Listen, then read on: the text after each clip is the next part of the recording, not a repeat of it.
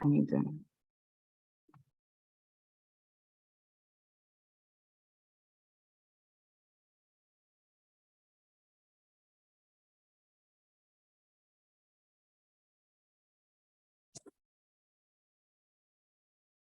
Thank you, Becky.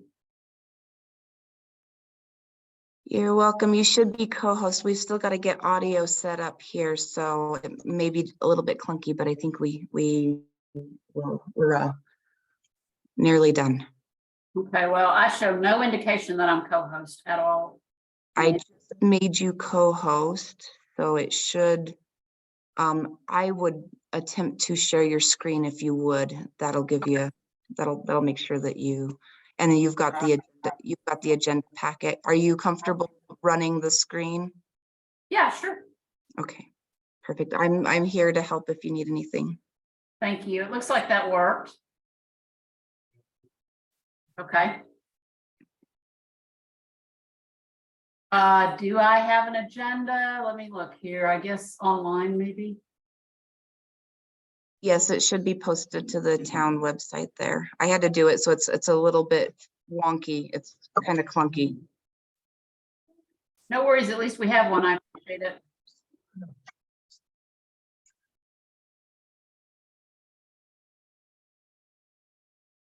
And I don't know if I'll get notifications that somebody's trying to come in. So far, I don't. I'll help you monitor that and chat as well. Thank you.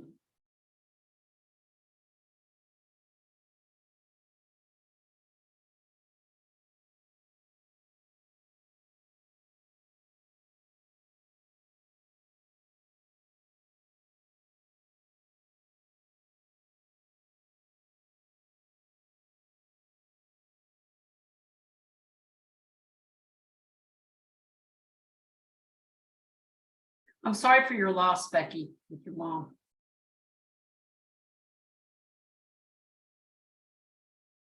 Thanks, Lamar.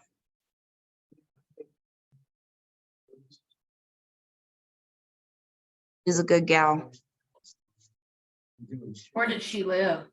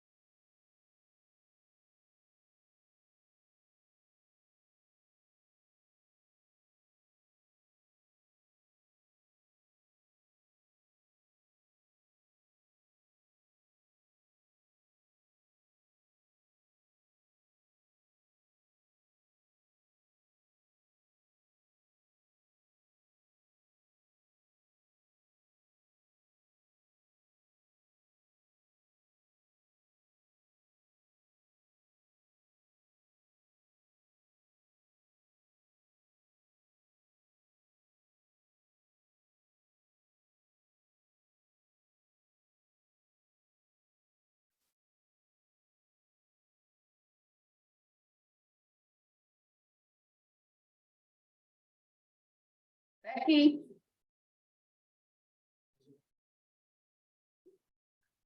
Lamar, how's our audio? Y'all's is great. Can y'all hear me okay? Wonderfully. Okay, good. So is it your assumption that Bo will serve as our secretary, just looking at our video? Is that your thoughts? He'll be able to do minutes off of your video, yes, and we are recording. Okay. Sounds good. Hello, Lamar. Hey, Paul, how are you? I'm doing well. How about you? Great. Thanks for doing this with us tonight. Oh, sure. Happy to do it. You're the first, you're kind of the test experiment. So, you're the first one to go. So, Well, hopefully we make it easy for you. I'm hoping. okay. Well, I'll be working for you. So we'll do our best. Yes, we all will. So Becky, can you help me see who's, I can't see the room right now. Hi, Carolyn. Hey, Carolyn. Present in the room, you have Rocco, Ann, and Mike. Okay, are you able? Also Mayor Dixon and myself.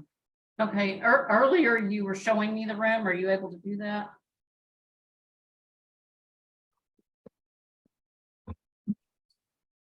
Oh. I didn't realize that the video There we went off. go. Yeah. Lisa, comma, we're getting ready to start this meeting period. You can join via Zoom or in person as you wish, period.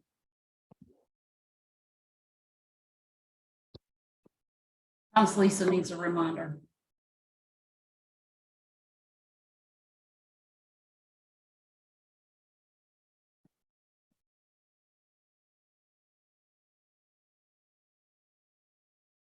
Heck,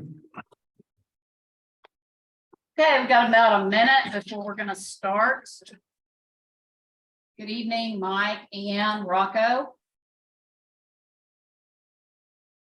Happy to see you tonight.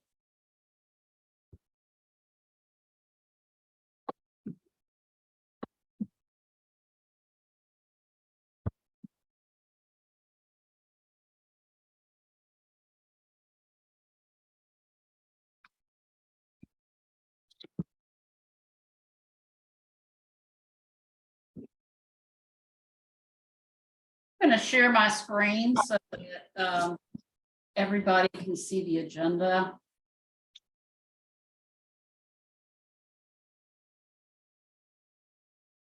Let me know if you have issues seeing it.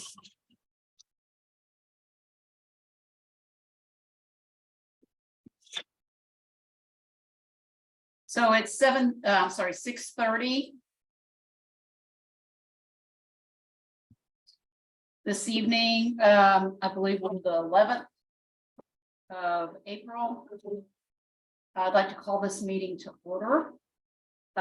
We haven't done a tech check. Let me see if I can hear you, Mike. check 1, 2 here. Sounds great. Ann, can I hear you? Can you hear me? Not well, not well. Put it down closer. Yeah. Get it right in front of you. Oh, is that better? It's Can you much, hear much better. Thank you. Okay. Rocco, can I hear you? Hi, Lamar. Hi, Rocco. So we have got Lisa hopefully on her way. Y'all can let me know when she arrives. If I can't.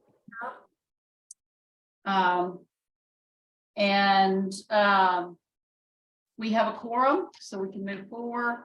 Are there any additions, deletions, or corrections to, we really need to look at our minutes, I think, first.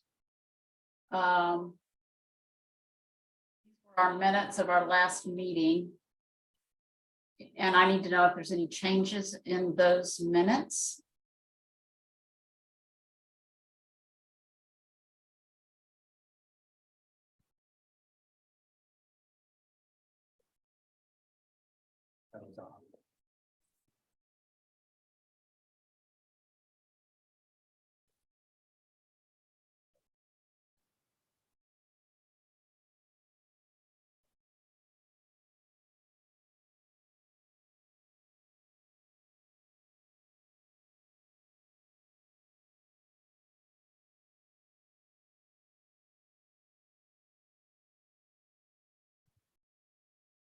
Lamar, I move to approve the minutes as written. Do I have a second? I second.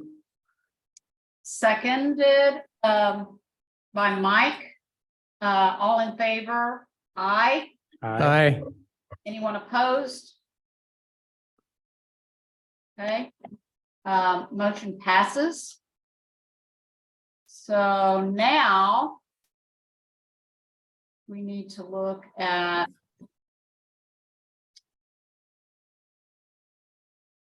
our There's Lisa. additions or corrections to our agenda for this evening. I did ask for some things to be put on this agenda. I'm not sure why they're not there. Bo left. I learned of it yesterday, but I still don't see what I had added. You're walking. We had a discussion regarding the guardrail that Lisa was going to lead. So that needs to be added to the agenda. She just got here. Okay. So I make a motion that we add that. And then we don't even have Paul's hour and a half on our agenda. So that needs to be added to our agenda for this evening. Don't know how those things got left off. So with those two additions, is there anyone else that has additions, deletions, or corrections to the agenda? So I make the motion that with those two additions, we can approve the agenda. Do I have a second? Second. All in favor, aye. Aye. We're approving the agenda. Anyone opposed? Well, I just have a question. So we have the guardrail and then something else was the 90 minutes for the planning discussion. Is that true? Correct. Okay, which is coming first? Great question. I think we're gonna go with Paul first. He's on Zoom. Don't Okay, need to hold him any longer than necessary. okay, so first will be the planning and then the guardrail. Right. Thank you. All right. So can, all in favor of doing it that way, say aye. Aye. Hi. Aye. Anyone opposed? Okay, motion passes. That's our current agenda for the evening. So we go into public input. Do we have anyone who would like to speak publicly on Zoom or in person? I think Mayor Dixon said he had a comment. He's getting the Test. audio ready.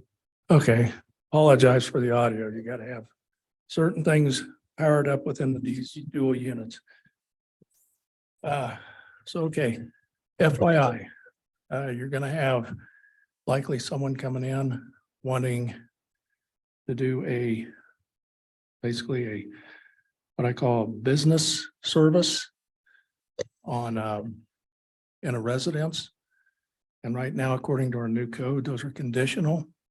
So they'll have to come in front of, I believe, planning commission and then the board. Let me verify that here real quick. Is that coming in tonight? No, they will be coming in at some point. I'm giving you guys a heads up so you can kind of do your own look aheads.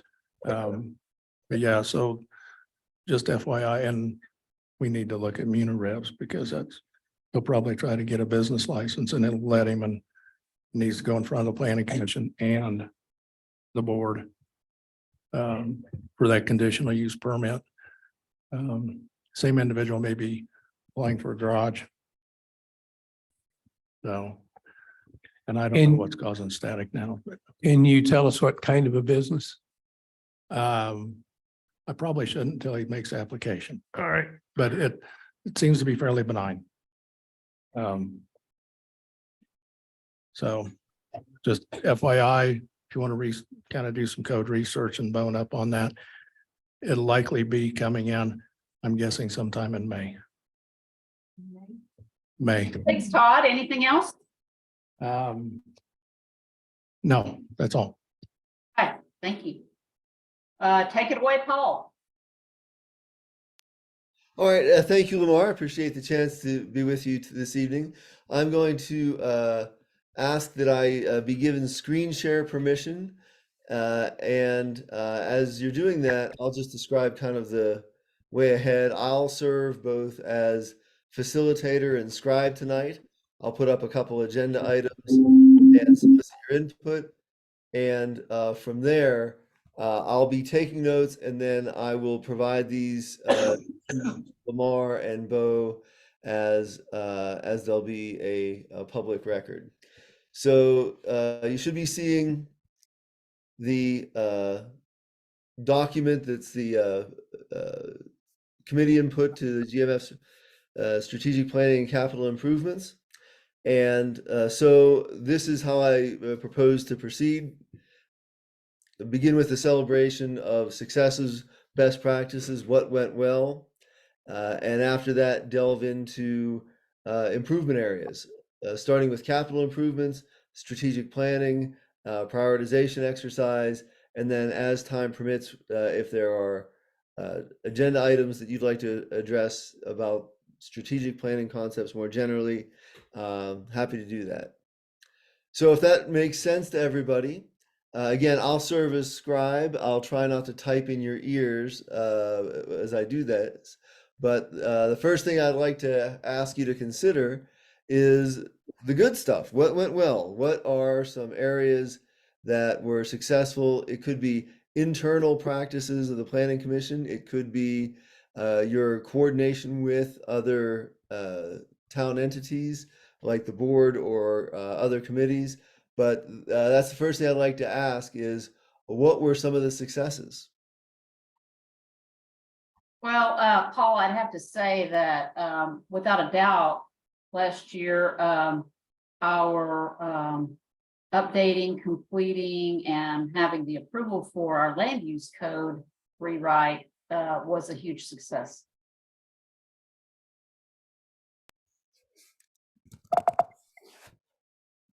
All right. Sorry, let me code. All right, and that was a combination of the Planning Commission and then the board approval, right? Correct. Okay. Any kind of lessons learned that came out of Lamar, like just good practices that you'd like to sustain into the future? And all the commissioners can talk about this, but I loved our collaborative process. It was extremely difficult, and yet no one gave up. Everybody kept coming to the meetings and participating. And I guess lesson learned is when you put your mind to doing something and you have determination, you can accomplish your goals. All right. Yes. Nicely done. And as a former planning commissioner, I can appreciate the difficulty. Would anyone else build on that? Anything you'd add to the best practices, lessons learned from the land use code rewrite? I have one, Paul. It's Lisa. Yes, please. Just kind of to tag on to what Lamar just said, we lost a majority of our members, and last year we were able to replace with 3 new members, and that was a good thing too. All right. Yeah. Managing turnover within the planning commission. Paul, this is Ann. I thought that the training sessions that we've been able to have help from outside have helped us along also. Even some of the hiccups we had with legal help, in the end, it worked out. So thank you. And that refers to the legal training, anything else? We just had something, from DOLA that I thought was very helpful. And getting to ask questions and understand what I'm supposed to do. That helps me as I try to learn how to do this. As a new commissioner, let's put it that way. Right, okay.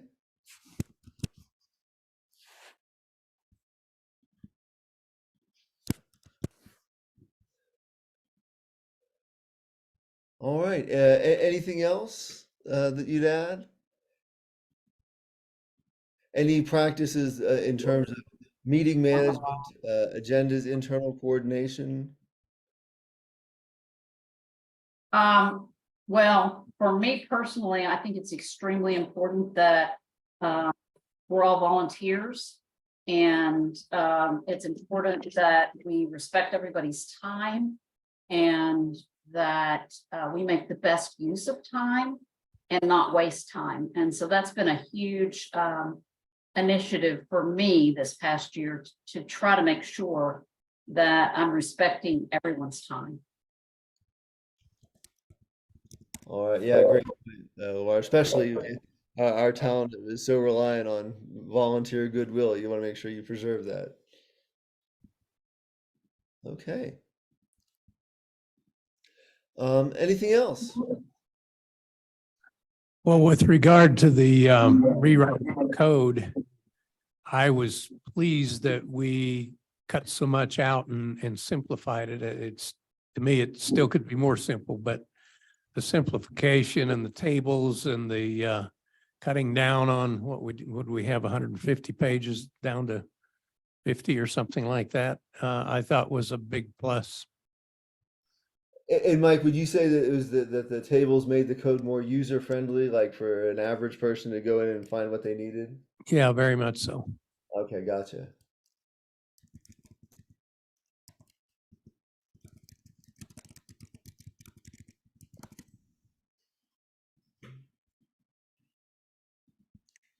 Okay. All right. Before we go on, just to kind of preface it, the next area up would be we'll get into recommendations for capital improvement. But before I don't want to rush into that if there's other success stories that we should share.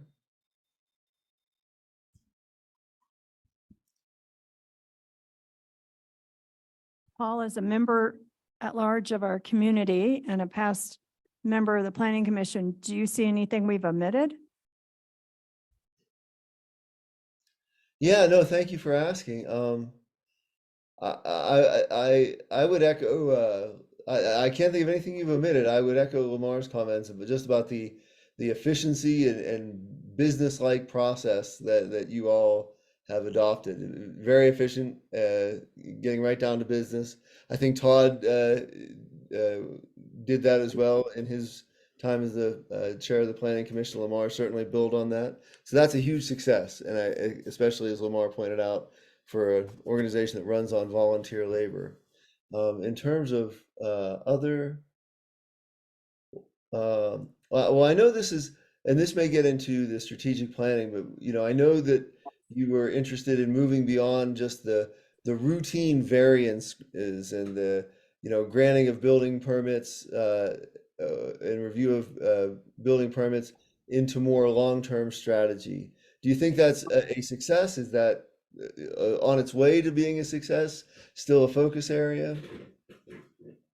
I think the way we've written the code, we're on the way to being a success area. The issue that we have currently is we do not have any contract that I know of or professional planner for the town.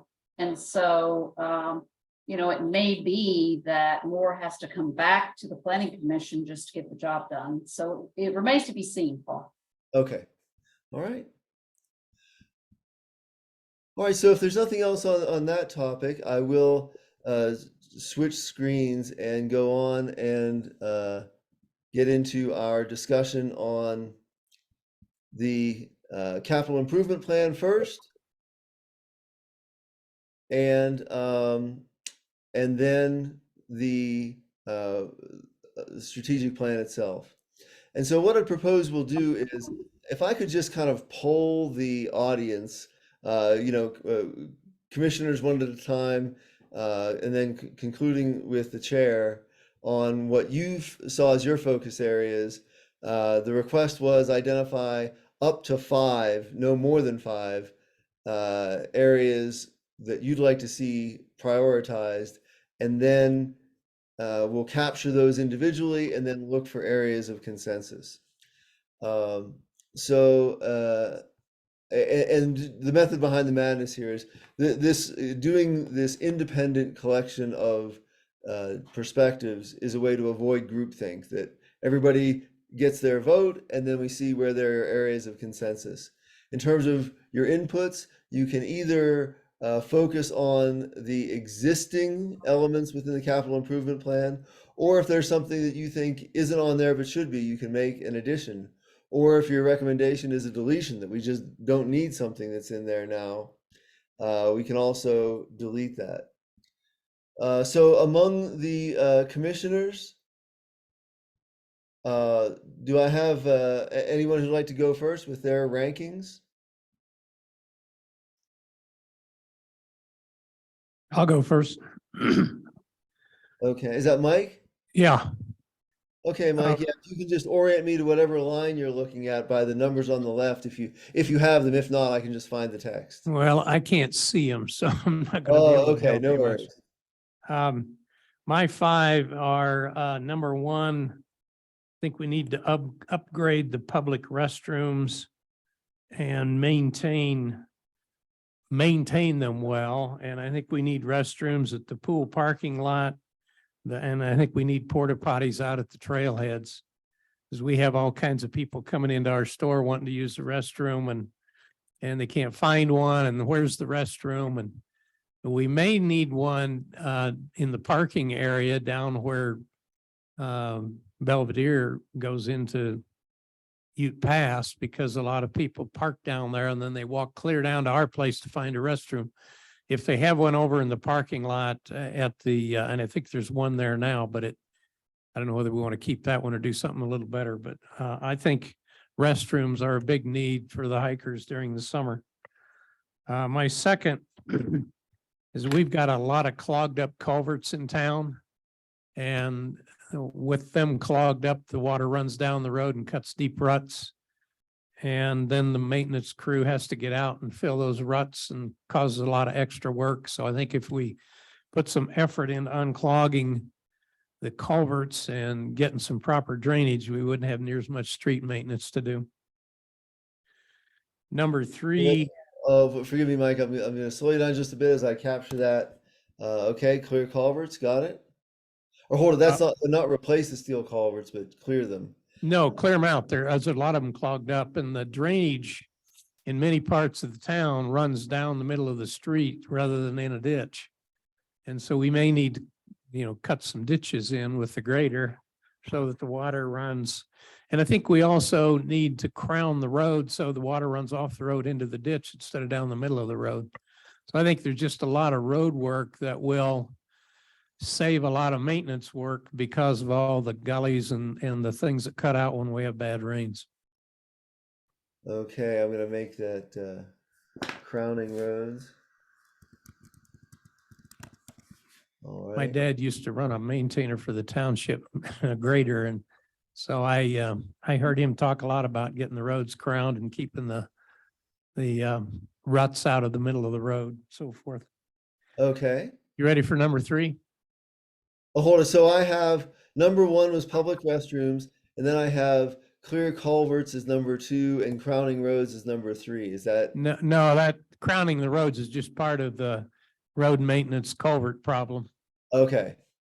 That's just all one thing. If they go out and dig the ditches, crown the roads and clear the culverts, we'll have a lot less. We had some ruts you'd lose a small car in last year, so. Amen. Okay. Okay. And then my number 3 is I'd like to see us renovate the marshal's office and turn it into a visitor center and have trail maps over there and maybe a little historical information about the town.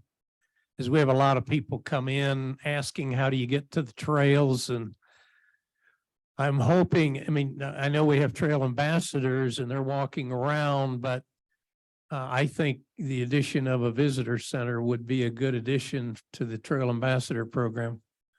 And the, you know, the old marshal's office is a nice historic building, and I think it would add a lot to the town to have a visitor center over there. Okay. My number 4 is to install some speed bumps down the middle of Ute Pass Avenue out in front of all the businesses. Because we have cars go by there and trucks, probably at least 40, 45 miles an hour some days. And I think just some simple speed bumps would help that problem, and hopefully before we get somebody killed. Okay. So if a kid happened to walk out when one of those trucks or cars are going by at 40 or 45, it'd be all over. Right. And then I think the town needs some silent signs out on Highway 24 at both entrances, down at the bottom near the school and up here near the upper entrance. I don't know how many people I've talked to from Green Mountain Falls, or I mean from Colorado Springs and other areas, that don't even know this town exists. Now, I like the fact that it's a vacation town and it's quaint and it's got a unique culture, but I think we would probably get more visitors into the 2 restaurants and the bar and the 2 or 3 businesses if people, more people knew it was over here. Okay. And then from the standpoint of elimination, if I get an extra for elimination, Okay. I would eliminate any mention of wanting to do affordable housing and tiny homes in this town. This is a vacation destination. It's not a bedroom community for Colorado Springs. Don't want it to be. I want it to keep its character. And I just think tiny homes and affordable housing aren't needed here and would do a lot to be a detriment to the culture and the feel of the community. And you know, it's a vacation destination and the vacationers bring a lot of money into this town. So I think we ought to focus on them rather than affordable housing. Okay. All right. All right. I got it, Mike. Thank you.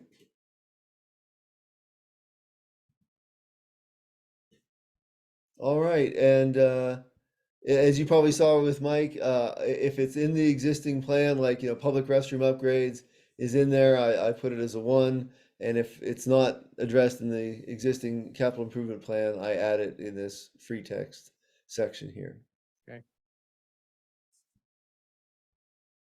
This is Lisa. Can I go next? Yes, Lisa, go ahead. I'm standing. So Paul, I tried to take your poll and I wasn't able to. I wanted to mention that. Did you Oh, have a poll? You had a poll for us to, it was in the handout thing, but anyway. Really appreciate you doing this, and I felt bad that I wasn't able to complete your assignment because No I thought it was worries. part of it. So I was a little overwhelmed when I looked at, you know, in detail at all these capital improvements, and I don't feel that I'm mechanically, or, you know, engineering background to know what's the most urgent for our town. It would have been helpful to me to have some sort of grading of which bridge was about to go out and which one wasn't, and the different flood. I mean, there's a whole lot of infrastructure here, improvement that I'm sure we probably need, but I wasn't able to rank it. So I kind of went with my gut, and so here we go.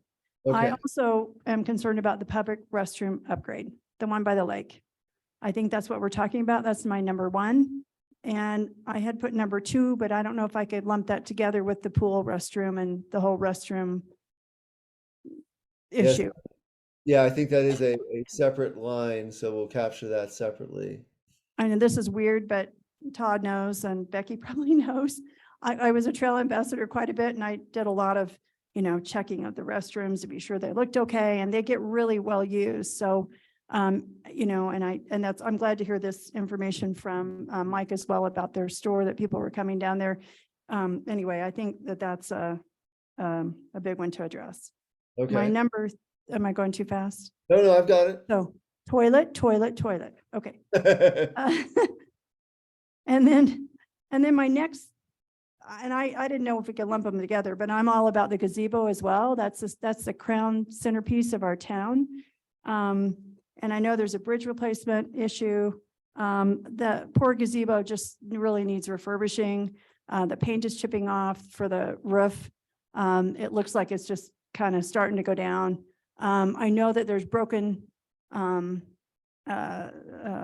bricks down, and the pavers aren't quite right either. So that whole area just kind of needs an updo. So I'm gonna just check in a bit. So there is an existing landscaping issue and then a bridge issue, but you Right, just vote for a general gazebo upgrade, like the comprehensive. right.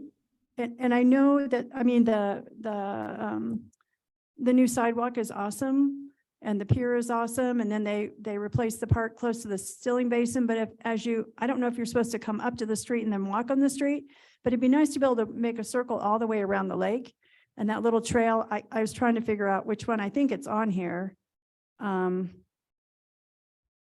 I don't know if it's the west shore, the east and south. Anyway, path installation, maybe that's some of that, but you could count that for my next 3 and 4. And then my 5th, so I'm just a lot of the gazebo things, I think. So yeah, I don't think there's a separate path. So on that page there at the bottom, very bottom is gazebo park pavilion stage, Okay. 2029. I don't think we can wait that long. Okay, so that's your number 4. That was my number, yes, 3 and 4, and then the bridge was 3, 4, yeah. And then my very last one was this, I went with some replacing the steel culverts because I don't know much better. I think I was aiming for the same thing Mike is. I know that those are plugged and need to be fixed, and that seemed like something I could understand. Okay. And that's on the Basically- first page, replace the steel culverts. There's a phase 1 and a phase 2.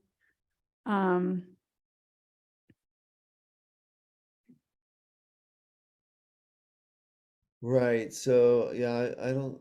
Oh, there's the yeah. So Yeah, one's on the part 1 project, or I guess it's a year, you can't see it. One's on 2020, one's on 2021. Right. Yeah. So I'll record your 5 in both places there. Okay, and can I just make one more comment? Because I Sure. really wanted 6.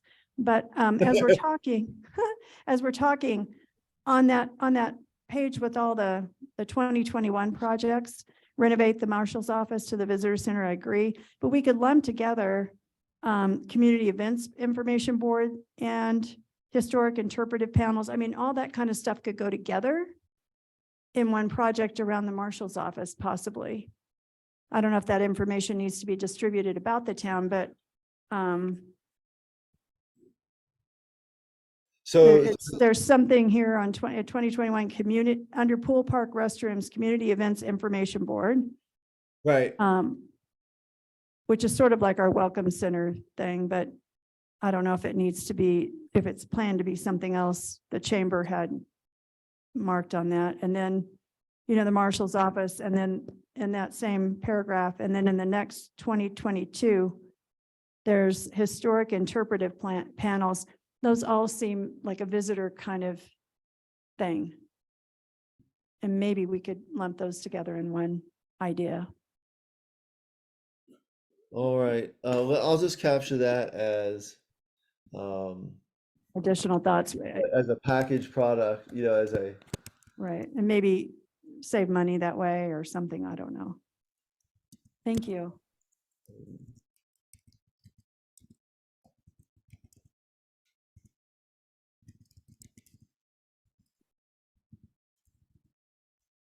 Okay. All right. And I think we've not yet heard from Rocco and Ann, and then we'll go to Lamar.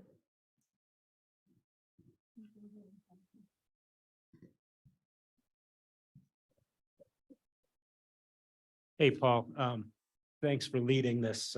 This is, I think, worthwhile. My number one priority is not even on the SIP, and that's fire mitigation. The last time this CIP was written, we didn't have a fire mitigation committee.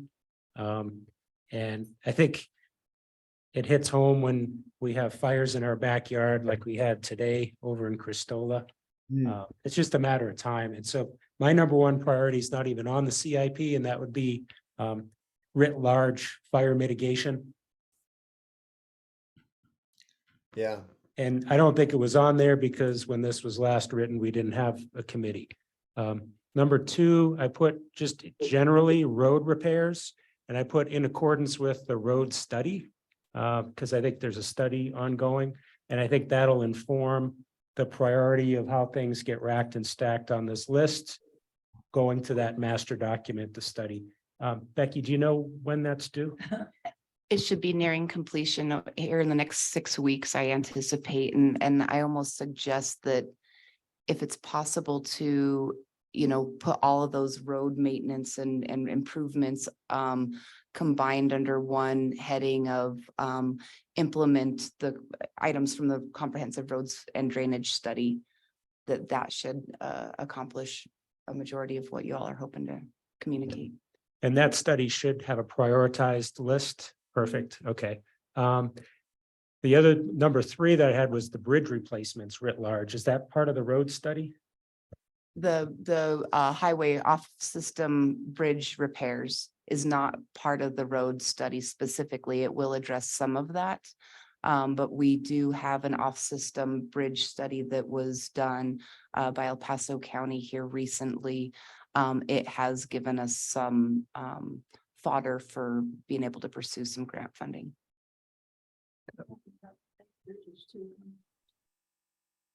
Right. So Ann's asking which bridges. I'm talking about all of them. There's a bunch listed on the CIP, but again, that would be my number three writ large would be the bridge replacements in accordance with whatever prioritized list comes up. Number four, the gazebo park bridge replacement, which is under 2025. And number five, renovate the old marshal's office. And then just circling back to what Mike talked about, how this is a vacation destination and not a bedroom community. I disagree. I think it's a mix. I think the affordability is an issue. I moved here and I commuted to Colorado Springs for 10 years. And there's a lot of people who do. Is it changing? Maybe, but we're also reached our cap on vacation rental permits. And so I think it's a mix. I don't think it's one or the other, and we have to find the sweet spot on what it looks like for business owners and year-round residents and vacation people.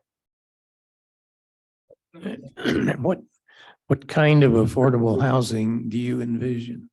Well, I don't want to get off topic. I don't even think it's on the CIP. Is it on the CIP? I found it in that plan someplace. Okay. Yeah, I think that we might want to hold off on that till we get to the strategic plan. Okay. Yeah, but and again, it's not necessary, that there's 100% agreement, but we are looking for areas of consensus. Like, for example, restrooms has come up several times. That would be an example where there's some consensus there. And so that's kind of what when we solicit input from Ann and Lamar, we can loop back and see, well, where are there several commissioners who are all agreeing that an issue is a priority? Maybe they have a different number, but it's a priority. Okay, I guess I'm last but least. First, I appreciate your running us through this too. This has helped me to be last because I would agree with Rocco. fire mitigation should be number one. And included with that would be an evacuation drill plan, all those things that enter into that to keep our population safe.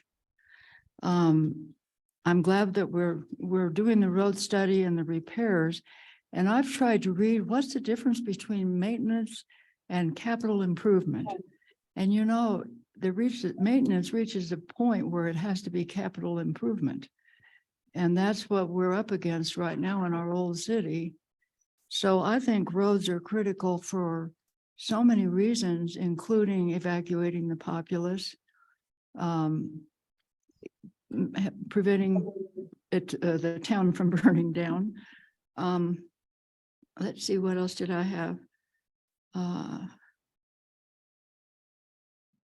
The other thing that I have thought about for so many years too, because I've been here when we've had floods that have been very bad. And that's we're underway with a study with what is it called? You know, we aren't just cleaning up the stream now, we're also looking into flood control up above us and on as we go. This is critical too, and that also adds into the road study, because every time it rains, the water comes down, washes out the roads, the floods happen, and that is another safety issue. So, because I just feel like our main interest as a government is to preserve the town. And all the other things are very nice, but it's civil defense. So it's kind of vague, but I would say fire, flood, and roads are my priorities. And the other, you know, I think the others are nice too, but I really just had three big ones. Okay, and those are three big ones for sure, and thank you. All right, and last but not least, the chair, Lamar. Okay, my 1 and 2 are sort of tied with each other. I'm having a hard time deciding which one is the most important, but I'll start with, I feel like we need to plan ahead in our budget for regular maintenance of our town assets. And we need to hold town staff accountable for the condition of town assets and the added cost to then replace, as Ann was just mentioning, where does maintenance come in and where does capital improvements? If you don't maintain it, you're starting to have to spend capital. I find this to be urgent because deferred maintenance has caused our valuable assets to deteriorate and become more expensive to repair and then have to be replaced instead. For example, the gazebo bridge is extremely hazardous and the gazebo is not much better. And I feel like we're just reactive and wait until our assets are destroyed before we actually take care of them. And this is urgent because we haven't done this for years. And so we're currently in a crisis situation with our assets and they're devaluing daily. And this is something that never should have happened. Mhm. So my area that's tied with planning ahead in the budget for regular maintenance of town assets is roads. I'm taking a little bit different direction with roads, although I agree with everything everyone has said about roads. I believe we need to, as a capital improvement, have the entire town surveyed with the right-of-way boundaries. This is urgent because roads cannot be properly maintained without knowing where the rights-of-way boundaries are. We need to widen some roads for our emergency vehicle access. And we do need to do fire mitigation of our right-of-ways. And I know that the town has wanted to know where the boundaries are before doing the mitigation. And if we can't get mitigation done because we don't know where our boundaries are, it's just this circular problem that we have. Number 3, I had add public restrooms and maintain them. Potential existing additional restrooms are the marshal's office that has restrooms in it, and then potentially the pool restrooms. So we may already have some in our infrastructure that we could just make use of as additional rooms, and they definitely need to be taken care of and cleaned and all that. Fourth is town connectivity. This is borderline urgent to me due to the emergency contact needed. If we have injuries on trails, fires or other emergencies, we have no fire siren in this town. We have to be able to communicate with citizens in some reliable manner. And the sheriff driving around up and down streets when we're having an emergency is not a solution. So the ability to have connectivity in the town, I think, is extremely important. By that, I mean Wi-Fi connectivity. And number 5 is find another project staging area. We need to work on a list of options. This is borderline urgent because OLAVE continues to be used and is being used currently. And the BOT is not ruling out its future use. But this is something that I feel like, I don't know if it's a capital improvement or not, but it may require capital to put together an area that would be appropriate for project staging. Okay. All right. Well, thank you, Laura. So I'll summarize the state of play as I captured it, and then please correct me if I omitted something. And I know your input is a lot more detailed than my notes, but I'll do my best. In terms of the multiple people identifying number 1 priorities, fire mitigation received 2 number 1 votes, and public restrooms received 2 number 1 votes. So in terms of consensus areas where several commissioners saw a top priority, restrooms and fire mitigation certainly met those criteria. And then looking down a little bit further, roads in various forms, whether it's clearing culverts, crowning roads, following the road repair study, came in with a lot of number 2 votes. And then after that, I would say that the consensus is a little bit more scattered, which is kind of what you'd expect. But when I look across the 5 commissioners, the trend I see is restrooms and fire mitigation come across as top priorities, followed by roads. Would anyone object to that characterization or want to clarify or amplify that?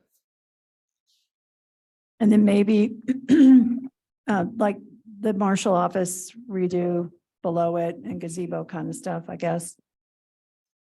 Yeah, in terms of the marshal's office, let me scan that. That was an issue that several folks brought up. I believe that's oh yeah, it's a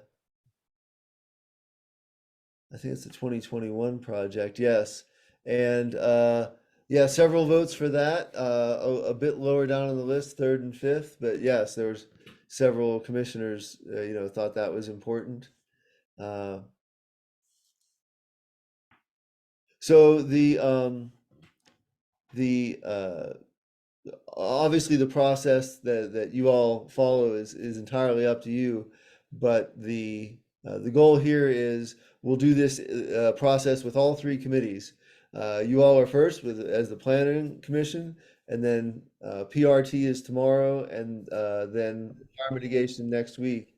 And if there is a consensus around the top priorities, then that I think sends a strong message to the board about a community consensus.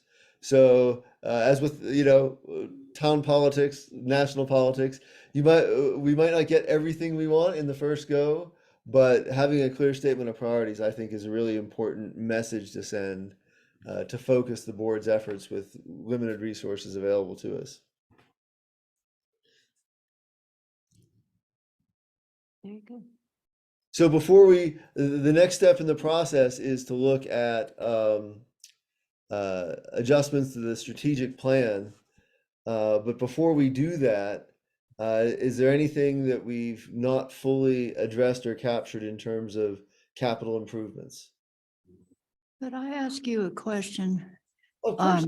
You know, when you talk about what we're asking, is this what we're asking our government to fund, basically, their responsibility? Yes, not Ours. exclusively, but primarily. So yeah, so this input is meant to shape the board's decisions about budgets for the upcoming budget year. Now, Okay, that doesn't mean that volunteer efforts like fire mitigation is certainly a town capital improvement process, but it can also be volunteer effort as well. So it's not exclusively government focused, but that's where this input is all headed, to the board to make calendar year 24 budget decisions. well, I would just, if I could interject, you know, I agree with Rocco about affordable housing. And I do know that there's legislation pending and going and on, and nonprofits that do that sort of thing, and they aren't just Habitat for Humanity.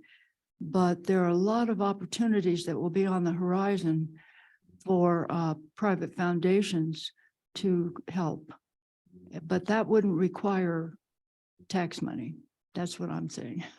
Right. Uh-huh. Yeah, so in terms of, yeah, where this input is headed, it is very much about shaping the board's decisions regarding the budget primarily. Okay, Not thank you. exclusively, yeah. So, but Ann's comment does kind of get us into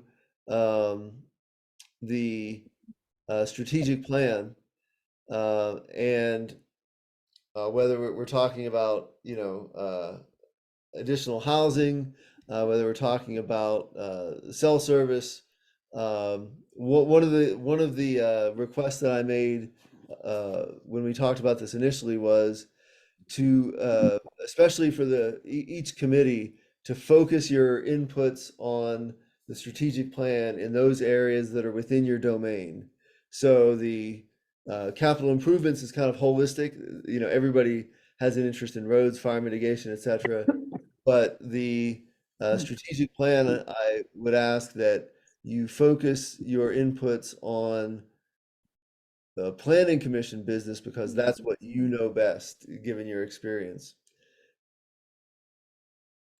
So in terms of, and this might be something we can just do as a whole, when you looked at the strategic plan, were there any areas where you felt like, hey, this is done, we can take it out, this needs to be rewritten, we've got to do something different to accomplish this goal, or we've got to refine this goal? Oh, I thought we could delete the Main Street program. You know, the businesses really don't want that. That's. And Lamar, can you help me with where that is in the plan? I'm scrolling, but it might. I did not make a note of where that is. I apologize. Well, that's okay. Let me, I can do a find. I'll just do a Main Street.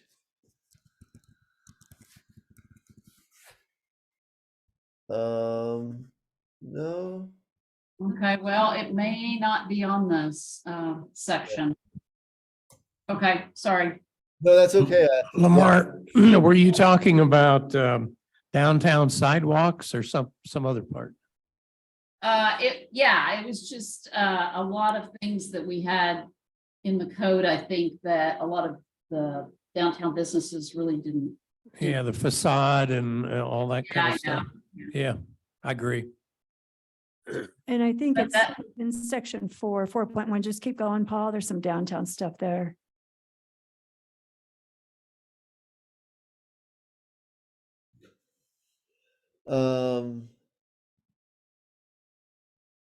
So this is more of a refinement or some input to say delete emphasis or don't focus on facade type improvements. Is that the the input? Yeah, I think that just in general, the stuff that's listed here, apartments above commercial spaces, I don't think anybody, that bothers anybody. Density,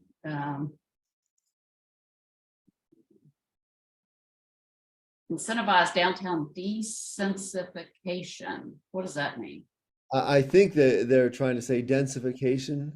Okay.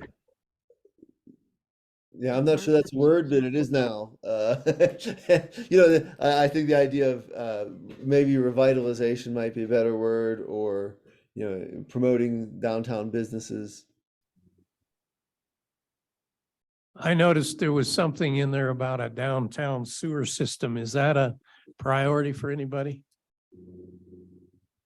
There's one that exists now. It's septic just for the businesses Yeah, it pumps it up the hill, I think. up into the Flagpole Mm. Park. If It's that's been there for a working long time. and is going to continue to work, I'd say we don't need to worry about a sewer system. That's probably very expensive. Especially since we don't have one in town and we'd have to hook up to Colorado Springs Utilities or somebody to get it on down the road. So I think that one is, unless there's a real problem I don't know about, I think we ought to drop that. I was talking to, if you don't mind, I was talking to our town manager about that, and she said, basically what we'll do is when it gets bad, we'll get some money to fix it. That, You mean the their septic EPA system? will intervene, somebody will. And more technology is being developed, which is wonderful. By the way, I want to interject here too. They have porta potties now that turn everything into ashes. Doesn't require any water. So I think that's a wonderful invention. Or even in your home, just electric. Okay. All right, so Mike, I captured your comment, amplified by Ann, that a downtown sewer system may not be the best use of our scarce No. resources. Not right now. All probably. right now, That's, unless there's something really bad wrong with what we've got. And I don't know that. it seems to be working. We just have a couple septic tanks and we have them pumped every year. I mean, ours goes no place. It's just 2 tanks. I talked with Ben Stevens this morning about it, and it's old, but it was repaired. I believe it was 20 years ago. Because it broke down and now it's okay. So So one item, I think we all acknowledge that the septic for downtown is a limiting factor on expansion. On the comp plan, 4.1 says promote more downtown business. I think if we don't have any kind of downtown sewer system, I don't see how it's feasible to promote more business in that small area. So that's 4.1. I think it does dovetail in with the sewer system. And where would we put more businesses? I mean, we really don't have room. 35 feet total, right?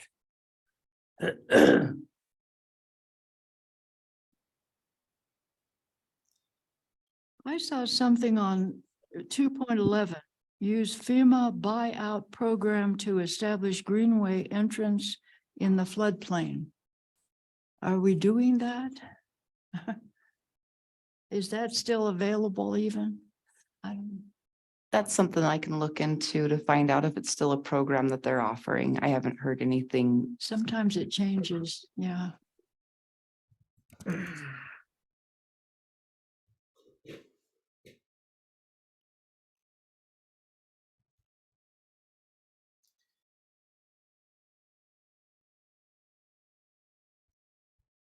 What about 4.4 conservation easements?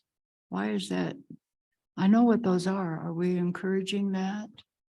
Is that so no one can build there? Is it like historic Green Mountain Falls area things?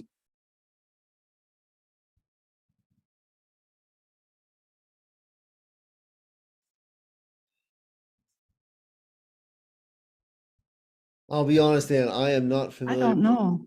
Yeah, conservation restrictions on undeveloped property surrounding the town, unless that refers to more land use variances. Those really aren't conservation easements. Those are, Mhm. you know, easements associated with offsets, but conservation, other than the Wallace Reserve, but I can't imagine it's referring to that. There's another one that I just had an X by. Identify strategic locations within Green Mountain Falls for temporary supplemental water storage during the fire season to support existing or hydranted areas. Where is that? That is, what is Is that that? what they're doing up on Hondo right now? It's under our health. Is that what they're doing on Hondo? Building storage, water storage?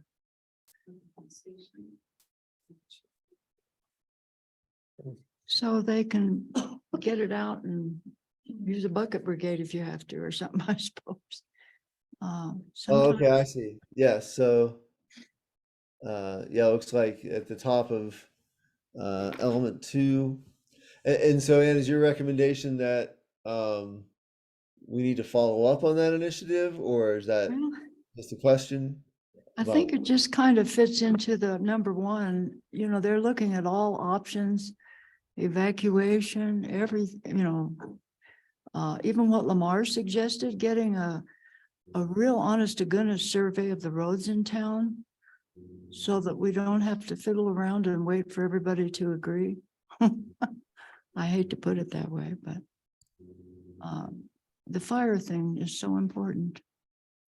Well, another thing with infrastructure, and I don't know if we want to add this or how this fits in, but our fire hydrants. I don't know that anybody has ever been able to explain to me who is responsible for making sure our fire hydrants work. I've been told it's the utility. I've also been told the utility never comes and does anything about it or tests them. And so I think we need to be sure that our fire hydrants Mhm. work, that they have the pressure needed to put out fires. And if they do not function on either of those fronts, we need to try to figure out a solution, whether it's working with the utility or what, but somebody, this is our town. We need to be responsible for figuring this out, making sure that it's functional. We have Colorado Springs Utilities come to the hydrant out in front of our place periodically and open it up and test it. So Mhm. I think they must be doing that because I see them out there. I don't know whether it's once a year, once every 6 months or what. But I They do see them check them provide- out. We need to be responsible for getting the data from whatever it is their tests show That's a good idea, yeah. and making sure that it's what it needs to be in case I've been told that we don't have the pressure and then Mhm. But I I've heard don't know that too. Fire chief made a presentation. I can't remember when it was, but there's a certain color on the top of each hydrant that shows whether the pressure is good, bad, or different. It gets worse as it gets higher. So if there's, I think, yes, I was just thinking about the color. I think like black or something was a higher, but it delineates how much pressure, so you can kind of tell looking at the hydrant. Is that right? I don't know, Todd, if you, something like that. But yeah, I think that's a great point, that we Mhm. should just get that checked to be sure that we're all good to go.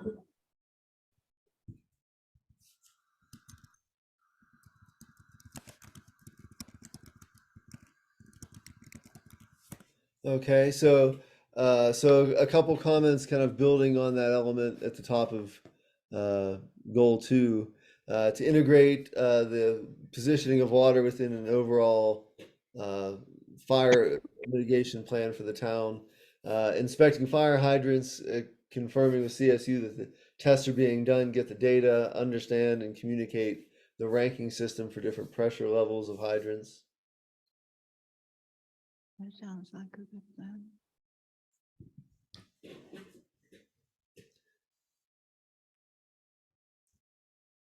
I just feel like we should be responsible, I guess, for infrastructure as planning commission. So.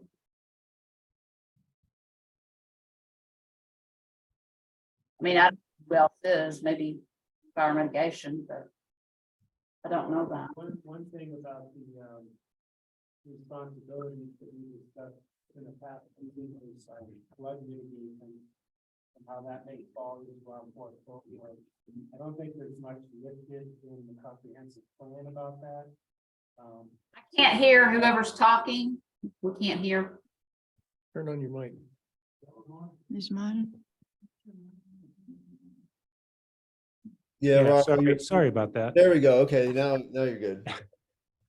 So one thing I'd recommend adding, because I don't really see it in the comprehensive plan, is flood mitigation. And I think in a past meeting, we discussed how that might fall under the planning commission. And that's also another tie-in with CSU because they control the dams and the outflow for Crystal and Catamount Creeks. But the big consideration that we won't get notification for necessarily is Fountain Creek coming down from Woodland Park, any kind of flood events for that. But I'd recommend we add a line for flood mitigation. And the latest discussion we had pointed towards planning commission for that.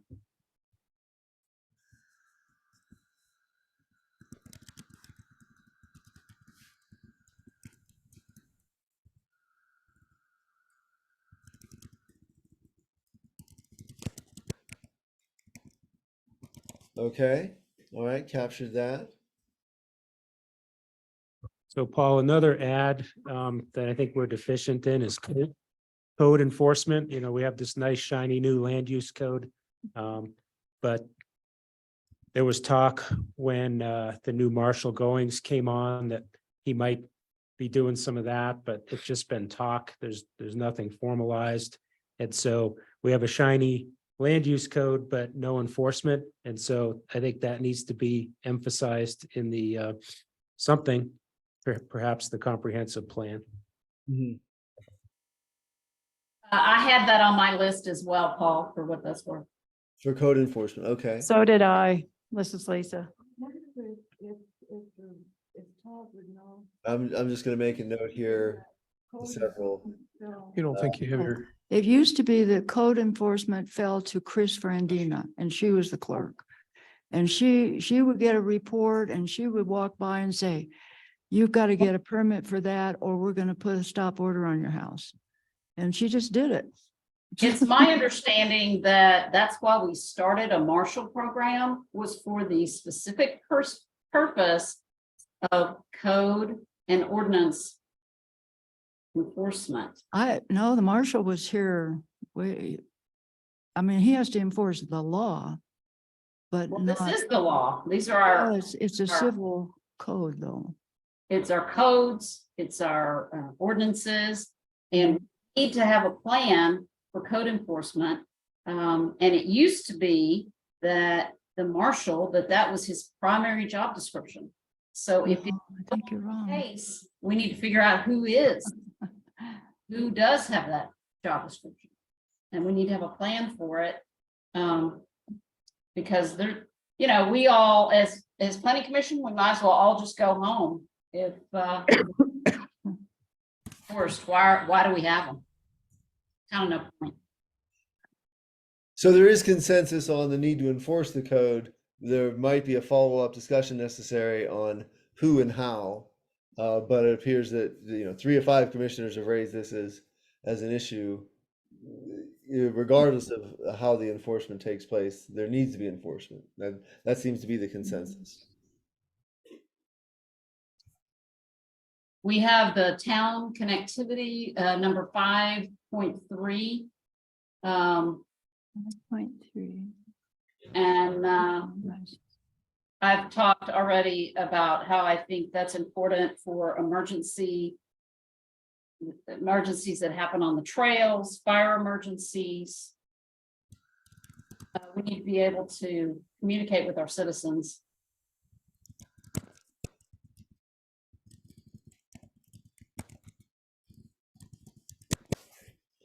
Okay.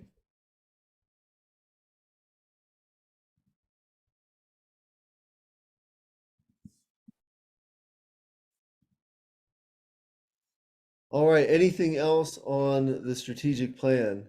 If Paul, not, I would like to allow some discussion for prioritization, that urgent, important matrix. so Paul, this is Rocco. One last potential add would be upgrading the Highway 24 interchange. We have increased traffic. It's less safe getting on and off Highway 24. There is precedent where our former mayor got the support of Highway Patrol and CDOT about 25 years ago. There was a proposal to increase the speed limit to 65 in Ute Pass on Highway 24. Our current mayor at the time successfully fought that, and they kept it at 55, and thank God they did, because people routinely go 70 up and down the pass. But there is precedent, and I think, it's not something that the town can take the lead on, but it's something that the town can engage with CDOT and CSU on upgrading the on and off ramp access off of Highway 24. I would agree with you, Rocco, because over 20 years ago, I wrote to CDOT explaining how dangerous it was. A fire marshal had been killed there pulling out, that kind of thing. And they said at that time there wasn't enough traffic. And that's how they manage these things. And so just to tell you what I do also, I represent Green Mountain Falls on the PPACG, and I'm a large member of the Pikes Peak Rural Transportation Authority. And I do advocate all the time when we're meeting with CDOT and for the mountains and the rural areas, because the development is all happening in the big cities. So they're aware of the danger up here and the potholes and the stripes. Todd does that too. He goes to the board of directors. So it's a political issue as much as anything. But if we just keep the pressure on, hopefully that'll help.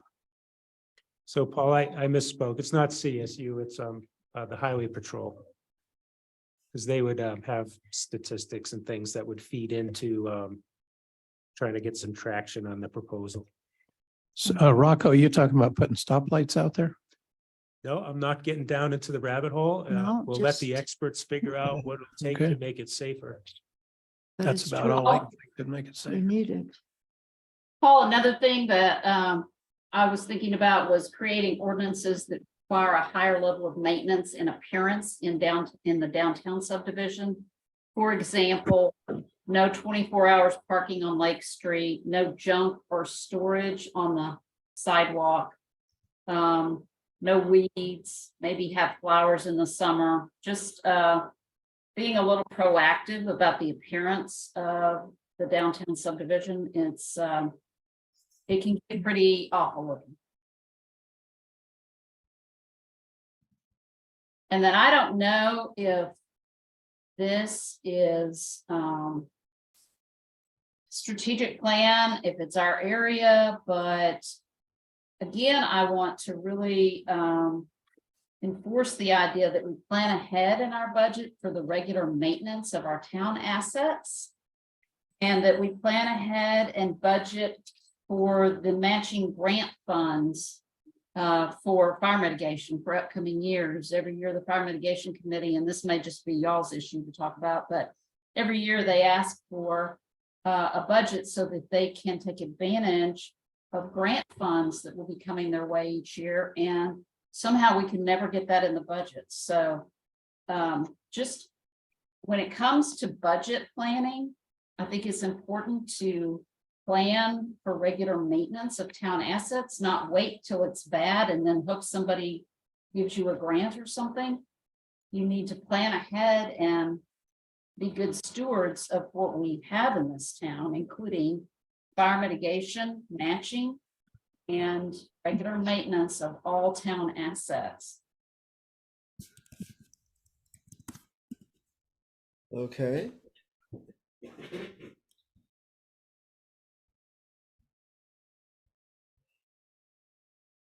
All right, so to summarize, lots of interest. Fire mitigation is a recurring theme, along with the overall emergency preparedness that includes, signaling, road access, managing traffic was a significant theme.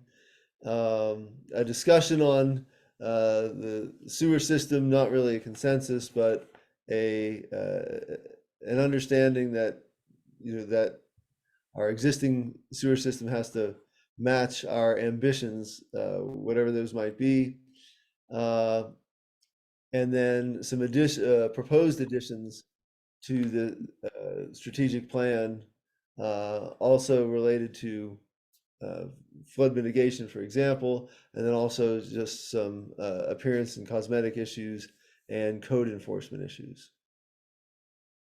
So as I was furiously typing, did I miss anything or mischaracterize anything? Sounds good to me. I think you got it, Paul. All right, last question I have is related to kind of the prioritization of those inputs. I'll call out the document we started with, and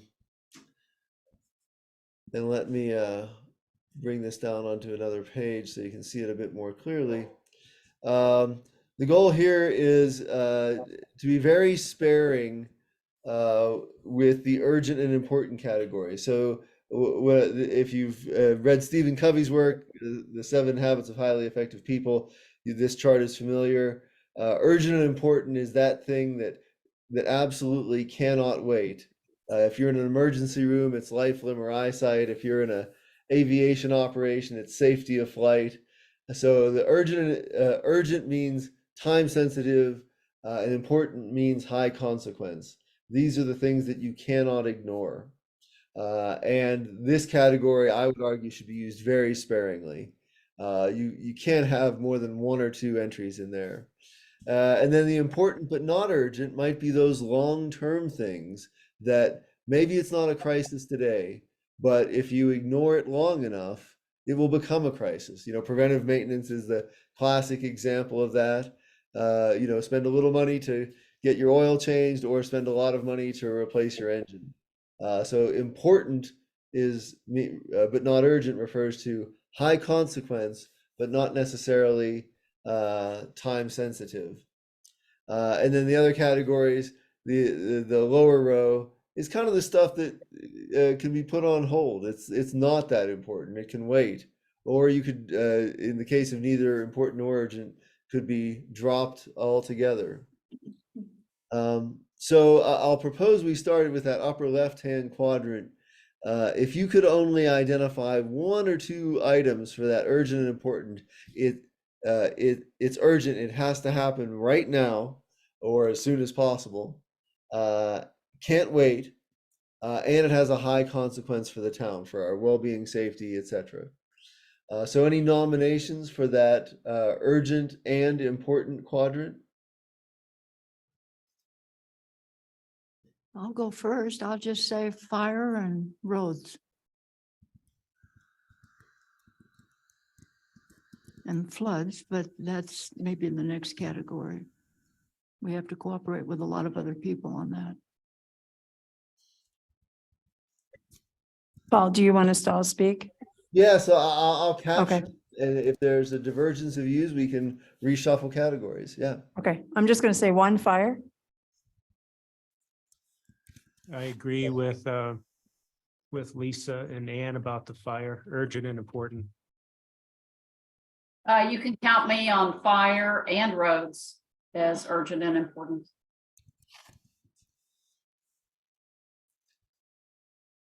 Okay. I would agree with both of those.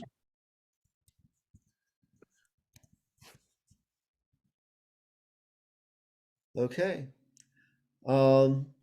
Anything that might be not necessarily urgent, it's not time sensitive.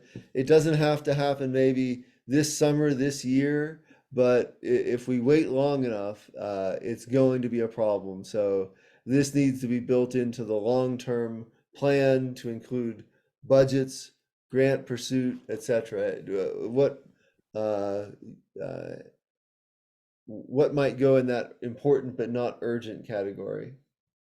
In the budget, budgeting for regular maintenance of town assets, along with fire mitigation grant matching.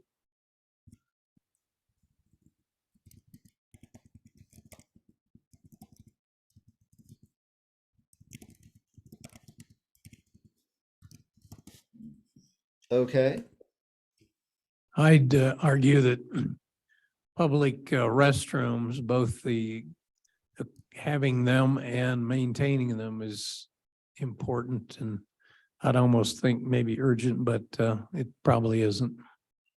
So I'd put it in Bordering that on category. urgent. I agree with him, but I think it borders on urgent. Not to have a pun, to stick with urgent. Let's move that to the top.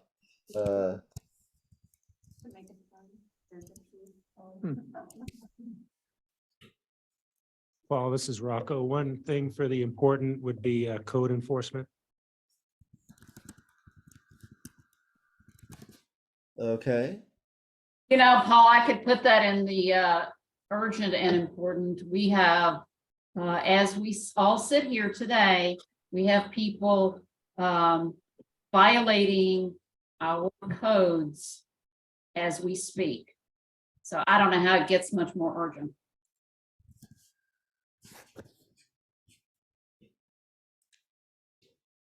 I agree. This is Lisa, because it's sort of like if it's discipline, like with your kids or whatever, if everybody else sees it's okay, we're going to lose traction. I was wondering what code enforcement is, what codes are being broken? Do you know, Lamar? Yes, Lisa mentioned some that she's observed. I don't know if she wants to talk about them, but Because we have to know, you know, are they, it happens on a daily basis. well, why can't we talk about them?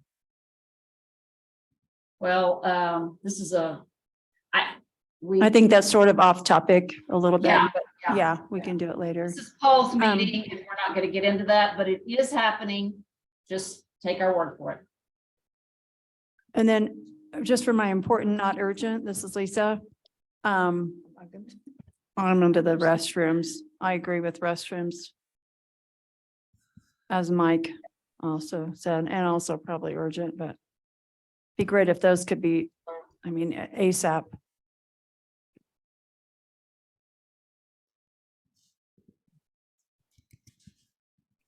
Okay. We'll capture that.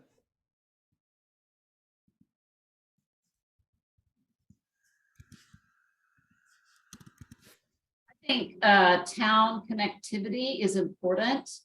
It may not be urgent today, but if somebody falls on a trail tomorrow or a fire happens, it's urgent tomorrow. So Are you talking about having cell phone service all over town with all the carriers?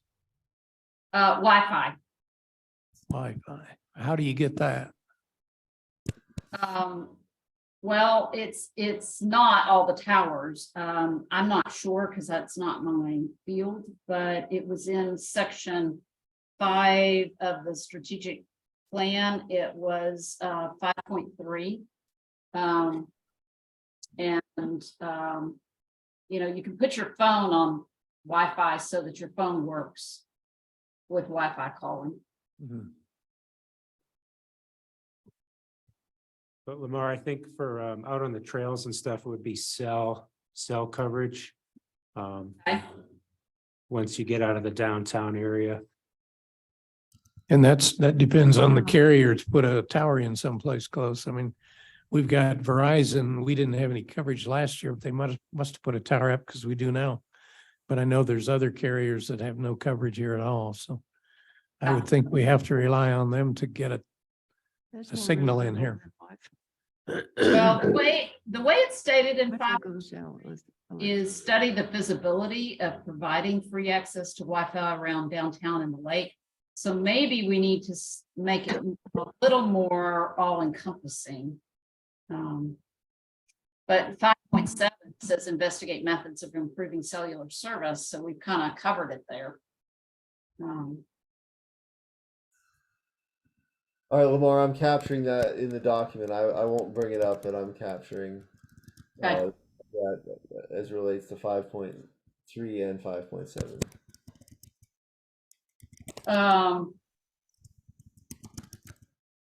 Do we feel like finding another area for project staging is anywhere on these quadrants?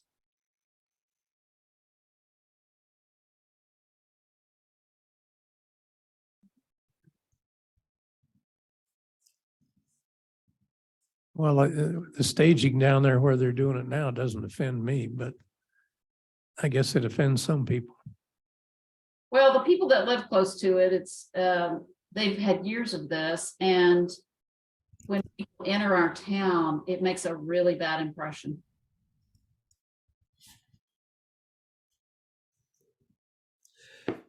Is there anything in that lower right quadrant, anything that we're doing that we should stop doing? Like, because again, if we're adding new initiatives or prioritizing new initiatives, it does beg the question, well, where is that time, money, energy going to come from? Are there any practices, policies, programs that we could discontinue or de-emphasize?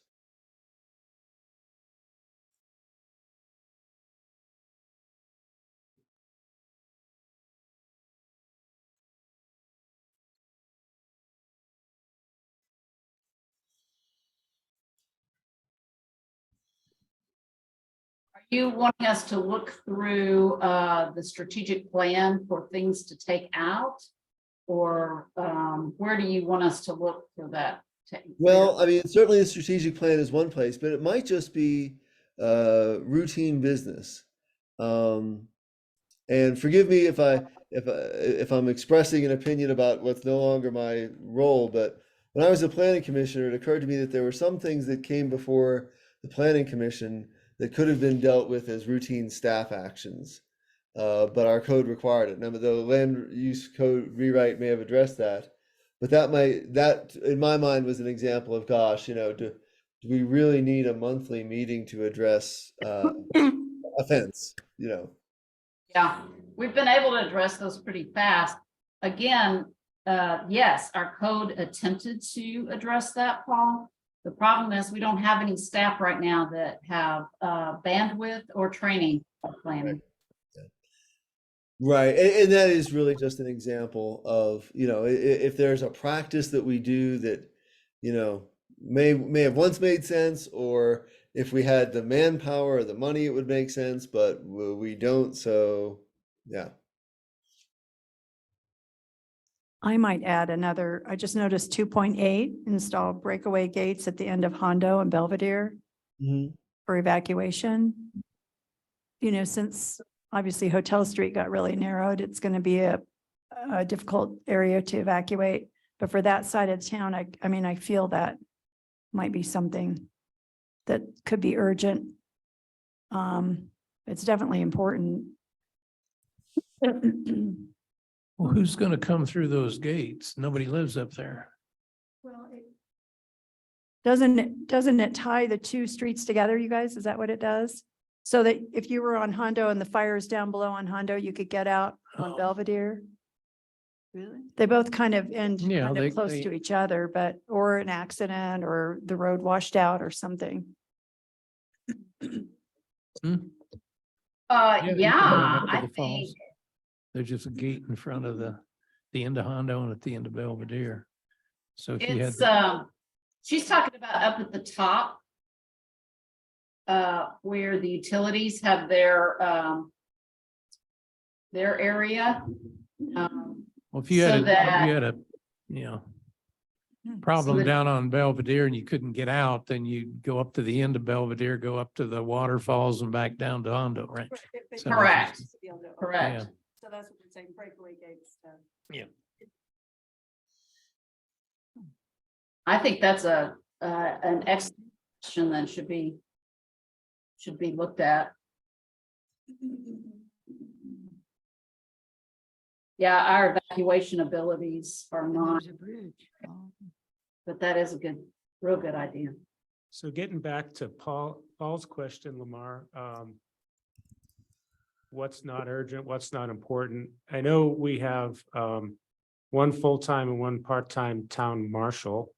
I don't see them on the weekends when I personally think is the highest potential issue when we have people not in town here. So I question the need to have 1.5 town marshals, especially if they're not here when we need them most. I would second that. I Hmm. mean, if they would start doing code enforcement, maybe. What would they do to enforce? Just drive around and look at stuff or? Usually it's reported by a neighbor that something is happening. Well, unfortunately, we don't have enough of those reports, and even if we did, there's nobody writing tickets. Well, Chris never wrote a ticket. She just warned us. Right. Well, again, we need to have code enforcement.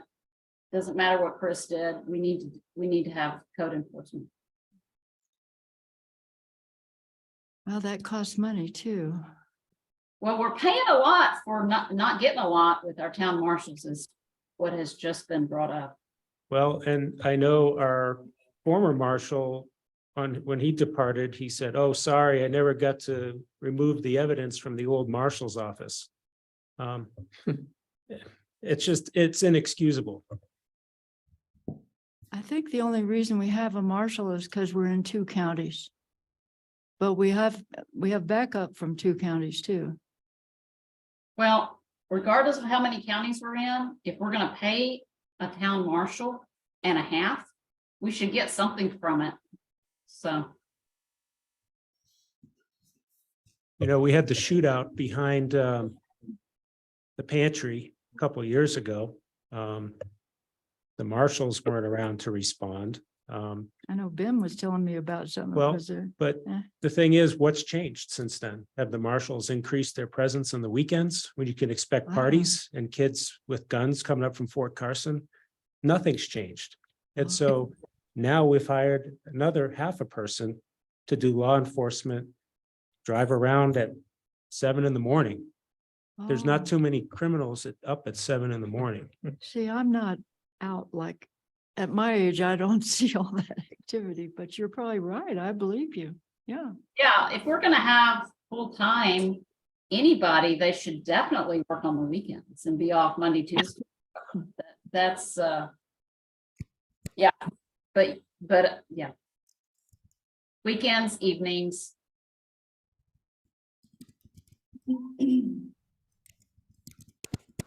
Well, I don't know, here's another volunteer opportunity. When I lived in North Carolina, I was chairman of the Citizens Watch Committee in our neighborhood, and we were trained by the sheriffs, and we looked out and we knew how to report crime and do all those things. And it was citizens. I have suggested that many times, and I've lived in towns where we had sort of citizens that wrote tickets, traffic tickets and things like that. I think it would be not just watching, but the ability to write tickets, especially parking tickets, park up at the top of Hondo and at the top of Well, Velvet. we could have a sheriff's posse in town, just like they do up in Teller. But anyway, I've mentioned it. No, Yeah, sure, why not? So I have another one for that box, Paul, if I could Yes. go on. 3.10. Construct gateway features such as landscaping, welcome signs, or lighting. I mean, it's nice, but when we look at all the other things that are so important, maybe we could remove it. All right, Lisa, I'm also making a note in the other document as well. I think going back to the speed bumps downtown, that since we don't have marshal presence down there and people don't seem to care about how fast they go because they know they're not going to get caught, I think speed bumps might fit into here somewhere. I don't know. If the people we were paying would actually write some speeding tickets, I think that would help a lot. Yeah, it would, but they're not doing it. Well, all the businesses hated former marshal when he was writing tickets. They said they were losing business. Hey, Paul, would you mind doing a search for traffic calming? I think there was some kind of traffic was a calming sign thing that- on the list. 15% off. And that might be like the speed bumps. Because apparently it was Yeah, we'll do that. In the other document in the strategic plan. All right, let me do a quick search.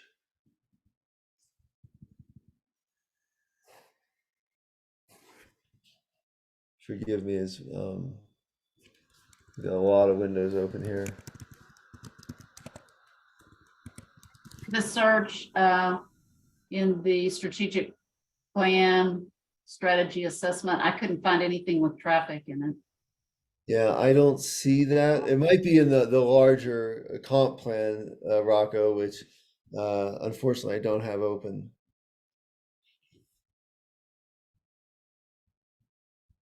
But we can certainly, to build on Mike's comment about speed bumps, downtown traffic /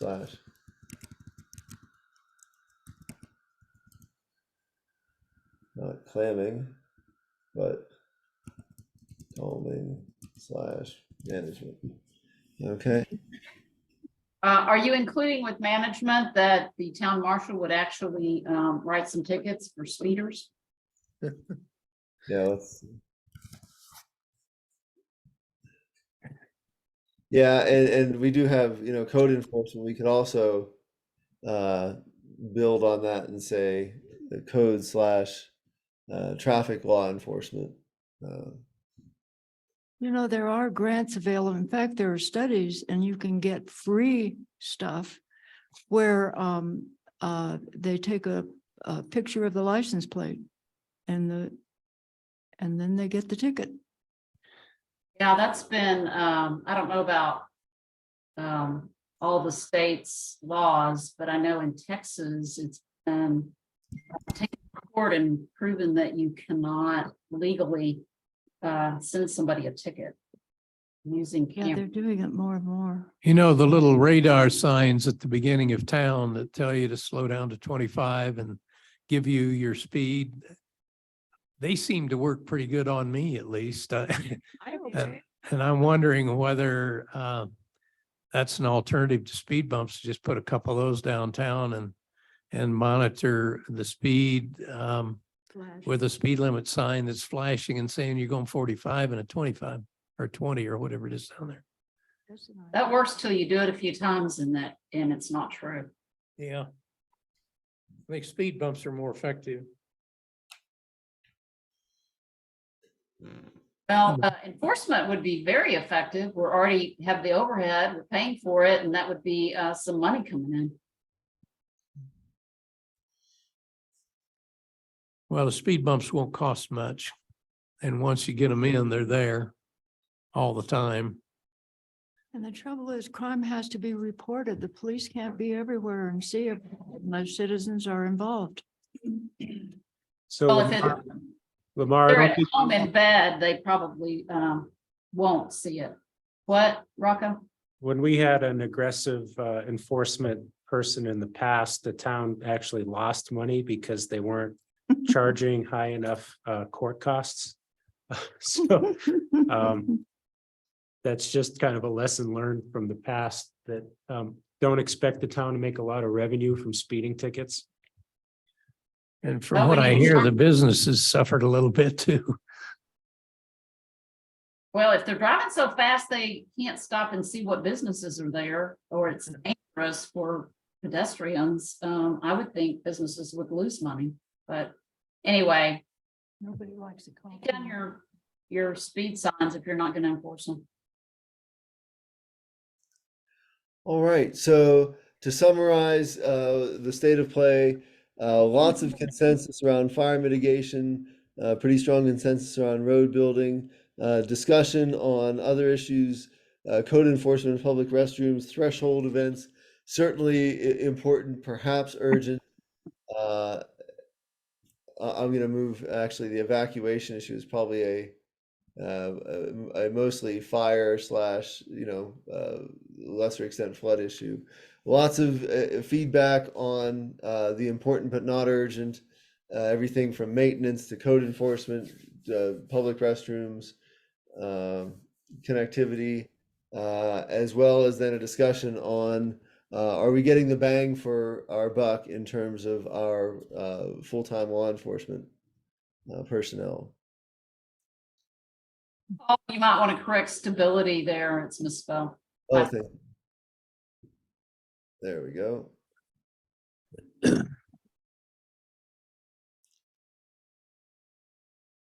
All right, we're a few minutes past our scheduled 90-minute period. I'm certainly available for more discussion, but while you're thinking about it, if there's anything else we need to add, I'll just chart the way ahead. So I will be providing this document back to Lamar along with an email that kind of summarizes what I took away as the high points. I'll then follow this same process with PRT tomorrow, fire mitigation next week, and then aim to have a all committee chair meeting where each of the 3 committee chairs will then provide their inputs so that by the time the board is ready to consider the calendar year 24 budget this summer, they'll have heard from all 3 committee chairs, and the planning commission under Lamar will be collating all this input to provide to the board. Paul, you haven't gone over, because we were 10 minutes into your time with our meeting, so you did an excellent job. We so appreciate this. Ann, did you have a question? Well, I think there should be 3 X's by the roads. Oh, okay. Sorry, I missed one. Thank you. Okay. Thank you. All right, thank I you. think And it was keep me great. honest Thank here. you. I don't want to miss any inputs. Is there anybody on the commission that didn't think roads were urgent and important? So maybe yeah. Okay. No, I just, you know what? I only thought we could vote for one. So I just said fire. So.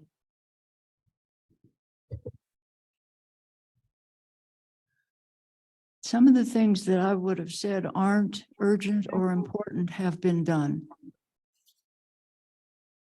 With grants and private money coming in, matching town money.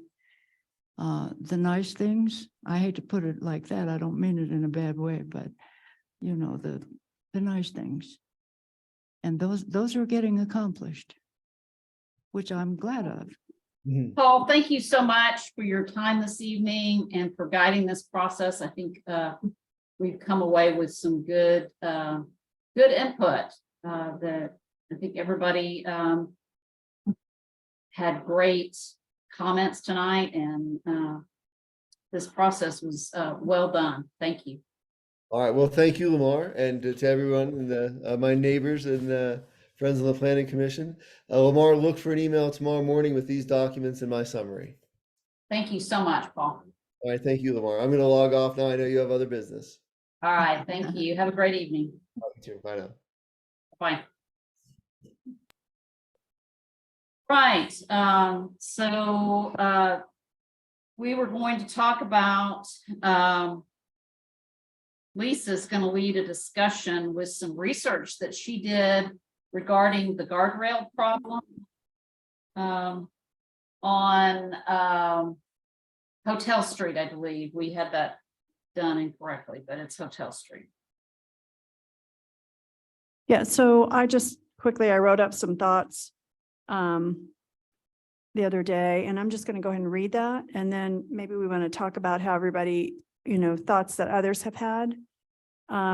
So as part of the Stilling Basin construction, Hotel Street, just distal and uphill to the Stilling Basin, has been significantly altered. A cement drain on the south side of the road adjacent to the historic stone wall was installed. A large guardrail has been installed at the edge of the drainage structure, and the guardrail as well as the drainage structure create a severe narrowing in the width of the road. And this is measured at 11.6 feet at its most narrow and 14.6 feet at the widest point. In the area of narrowing, I suppose I should say, because it does widen on both ends. And I'm sorry, I don't know the length of the narrowed area, but I would guess probably 50 or 60 feet maybe. This has created a significant safety concerns, placing pedestrians and hikers at significant risk. A pedestrian versus motor vehicle collision. Standard road width for one-way is 10 to 11 feet minimum. A two-way, which this road had previously been, is 20 feet. And general road emergency vehicle clearance is 20 feet for most of the research that I've done. In an evacuation situation with vehicles and persons exiting town, emergency vehicles would have limited access going up the mountain, making the road a one-way passage, impedes the egress in the event of such an emergency evacuation. Even with one-way traffic flow, the situation will be a significant danger as hikers going up the mountain will continue to be in the roadway. In addition to these important and critical concerns is the issue of the damage to the aesthetics of our mountain town. Green Mountain Falls was founded as a resort town, and the quaint character of the lovely stone walls lining Hotel Street in the area of the road where the change has occurred have been significantly damaged. And I strongly recommend further discussion to remedy this unsafe and inappropriate situation. And I can even make a motion to the BOT if we want to, after some discussion. Who would like to make comments about this? What would you propose as a solution? So Ann asked what I would propose as a solution. I think that the guardrail needs to be removed. I think we consider covering the drain that's put in so that it can be used, for people to walk or to drive on if we can, and then also to reclaim the eminent, I don't know that it's maybe there's an eminent domain term, but it may be that the driveway that is there, which impedes, kind of encroaches where the pinch point is on right of way and shouldn't be there to begin, and possibly could be removed. So. Yeah, my suggestion is that the planning commission holds some public meetings to actually get public input on what the public would like to see there. Once the project is completed, it is up to the town what we want to do with it. And that's going to be completed in 2 weeks or so, It's something like supposed to be that. at the end of April. Okay, that's 2 weeks. Okay. Which drive? Todd, can we hold those public meetings in conjunction with our regular meetings? Say again? Are we able to hold those public meetings in conjunction with our current planned meetings? Yeah, I would think you could probably hold them whenever you want, Okay, as long as we post. If the majority of members are going to be here, we just need to post.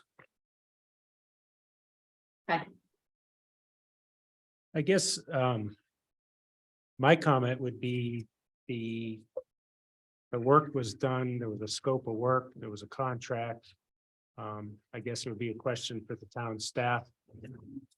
Were the parts of the contract met? Was the guardrail in any of the plans? Was this a surprise to the town? And what feedback have we had from the contractor? So I organized a meeting with Todd at his copy about, was it 2 weeks ago already? And we got several of the neighbors from down below. I think they were gone, but and the contractor came and said that it was, this has been an ongoing thing as it's evolved, and it wasn't planned to put, but once it was in, it was the cheapest remedy to protect that area. So they installed it. So, It was an emergency, right? well, I don't know that it was an emergency, but Todd, maybe you can paraphrase that for me. That was my takeaway from what he said. it was a contractor and engineer basic decision. Because we're not using just Green Mountain Fall funds. We're using RTA funds for this. There are additional considerations from entities that act as watchdogs, basically. So he's got to put it in and from a professional engineering perspective. He's got to do that. Now, once the project is complete and we're no longer under RTA funding, because that is a factor, then we can do with what we want. And I see you're inquisitive, but, and I wish I had Andre here, but he's basically saying, yeah, this is our decision and we have to do something. Right. So to answer your question, it wasn't part of the contract. He made that decision. And the takeaway for me was that it was the thing that fit in the budget, so they stuck it in there. That all the other remedies that would be more attractive Well, it would was, be too it was the expensive. least expensive alternative he could do. Right. They'd be more expensive. Is it temporary though? I mean, it can be, eventually. Once the project's complete, we can do whatever we want with it. We can cover it. Cover it like Right. you But it said. wasn't intended to be temporary. No, it's permanent right now, but it doesn't mean we can't go and yank the posts up. People would fall in the ditch. Yeah. Well, that's, So That's there's a couple correct. decisions, but that's something that, again, the recommendation is to basically have a public meeting. It'd be nice if we could get Andre. So if he sees something that's engineering wise, no can do. Well, it'd I be think, nice to have I a think the public bottom line is the safety issue. John just about hit somebody coming down. I mean, Yeah. there's just. It's a choke People just point. barrel on up and they don't. So right now it's just become a big issue. And then if we make it one way, people are still going to be in the road. It's really a big mess. So then we can, I think we need to address, what do we want it to be? I think we can compromise. We probably do need a drain. We can leave the culvert in there or whatever it is to go under to connect to the Stilling Basin. But I think, so we want it safe and it needs to be wider, period. And then figure out the engineering part. Yeah, maybe. first you need to, first off, you're gonna have to keep the drainage. Otherwise, this $500,000 project. Right. we're about So that needs to complete be it. there. That's gonna have to be there. Right. The second question you need to address is, do you want to provide additional protection or not? Protection. Protection, and that's What, for, a protection from what or what? okay, it's protection for the ditch, for. falling cars, off in the ditch. Oh, The sure. ditch. Yeah. Okay, so cars, ditch, and retaining wall. Uh-huh. Do we you want to protect the provide retaining wall? Do we want, right, Protection. right. So that's the next, one. Do you want to protect, or do we just yank everything up and repave? Can Right. you bury a drainage pipe rather than have it open like it is? Again, that's where having a public meeting and saying, what would you like to see? My thoughts, I would love to see pre-stressed concrete on something we could actually set down over the top of it. So the cars could actually drive on it. But then you got to take into account, do we have the structure supporting the pre-stressed concrete? Yeah, on the dirt roads too, that's. Yeah, it's not like we don't have other ditches. Is there any funding left in the project? So where would the money come from is the question. It'd have to be future funded from some kind of a, So it's not happening this summer. Well, I take it back, unless the decision is just yank it up. We could probably scrape together funding to yank it up.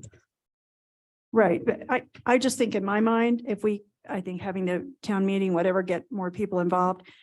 I did the best I could to get like about 8 people here personally. I mean, I asked them, on the road and things like that. I know we don't have a way to contact each other and really get this, and we've just been going over and over this with the fire mitigation committee and everybody, but if we can figure out, how to, I think most people would, at this point, would want to compromise. It's been done. But what do people really want? And then figure out the technical, what it's going to cost, rather than it's just going to be too expensive. So throwing the hands up and we just have to leave it.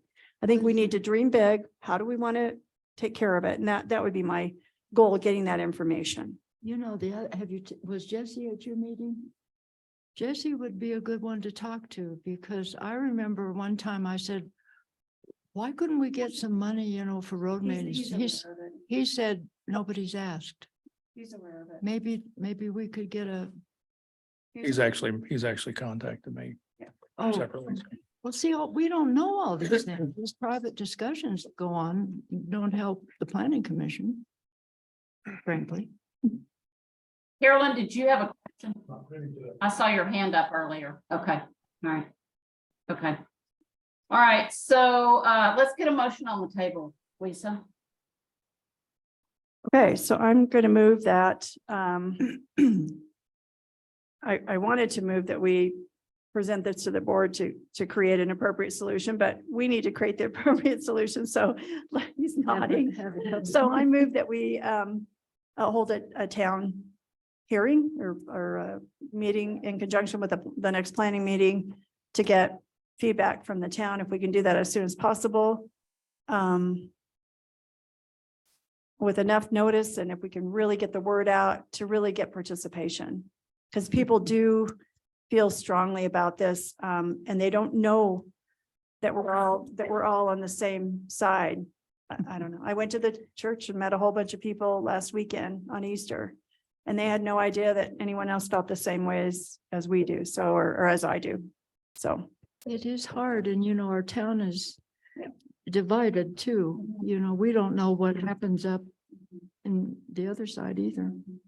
Okay, so we have a motion on the table. To hold a public meeting at our next scheduled in a month from now. That's plenty of time to get the word out. So we'd like to get some feedback from townspeople. And I want to amend the motion to say that we'd like to include the engineer that Todd mentioned at the meeting as well, unless, Todd, you think this engineer that created this disaster is not the right guy to come to the meeting and we need a different engineer. He didn't create it. So going forward, we really do need to try to look at RFPs for various stages. I've got an RFP in work for engineering for infrastructure right now. I would prefer to have this be no different. Now, he could come in and say, yay or nay, is it engineering possible or is engineering not possible? But the minute it gets into where we're looking for cost estimates, then we really need to do that under the RFP umbrella, and especially if it's over 25,000. Because really, if someone develops the cost estimates that you might go look to get money for, they're really not supposed to be someone who comes in and bids on the project. Right. What does RFP stand for, please? For Request for those. proposal. What? Request for proposal. Request, Oh, like a bid. yeah, request for proposal. Todd, that wasn't my question. My question was, would it be valuable to have the engineer who worked on this project come to the meeting, or is that going to be a problem because he's defensive about the big mess that got created? No, I mean, there was quite a bit of discussion during the mayor coffee where he was here. Yeah. I don't see it being an issue as long as we, as long as we're not getting in the cost estimates. In fact, I think it'd be good that he'd be here. I think it's just helpful if you have the townspeople here that, a lot of these questions, it's going to be, I don't know what's feasible. So I think it's helpful to have the engineer who knows the project there if he's willing to do that. Would we have to pay for his time to come? More than likely. Is Maybe that we could, yeah. So maybe we could meet for the first hour and say we have limited time, somebody really get organized, get the ideas, and then have the engineer come rather than sit here and listen to all of us talk Yeah. about it. Great idea, Whatever. Lisa. We could just have him on Zoom where, maybe it's 15, 20 minutes is all he takes. Do we have the money for that, Todd and Becky? Can you take a picture of the problem and send it out? Well, he was here. He knows what the problem is. Rather have him here. Well, it'd be less expensive to have him on Zoom, as Lisa has described, and we could just collate our questions from the townspeople and then have him come on and he could answer them. And another solution or opportunity that we have here certainly is that, you know, he can, I can have him put together sort of a written explanation as to why this ended up this way. Oh, we probably don't care why. What I'd rather see are his written suggestions about what would be a fix. Because what we have is intolerable. Well, and I think that having, you know, if we're able to capture what the community would like to see, then he can help us to examine the feasibility of those options and help us navigate how to do it. And that's right. That's probably the best use of his time. And Lamar, I agree with Becky. I think if we understand what happened, and then, I mean, doesn't change what we want, but it might help a Yeah. little bit, you know, and it could be brief, you know. I think that's fair. Back to my question, do we have the money to have him come?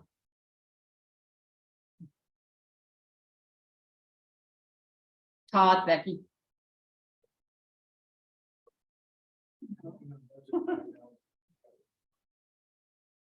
Exactly. Yeah, as Mayor Dixon stated, anything that's unplanned does come out of our general fund balance. So yeah, we have the money to do it. It's just, is this the best use of that funding? Do we have any engineers that live in town that would like to just kind of walk around and have an idea? Who was that fellow that came? Was that Phil that was here? I'm not sure of his experience in background. If Todd's talking, I can't hear him. But just to. We were talking examine about it, you know, somebody that might have a background that could help. Just to check. There is an engineer on Park Rec and Trails, but I'm not sure of his experience and background. Who is that? Walk- He's a historic preservation. Bracken, This is a traffic. Bracken. No, Andre Bracken's the engineer on the project currently. He's a good Okay. engineer. He was the county engineer in El Paso for a long time. Yeah. So yeah, I don't know what Phil's. I'm if trying Phil to get has the through this background experience to motion. do it. I'm trying to get through this motion. So do we want to the engineer there to answer questions, yes or no? Why don't we just have?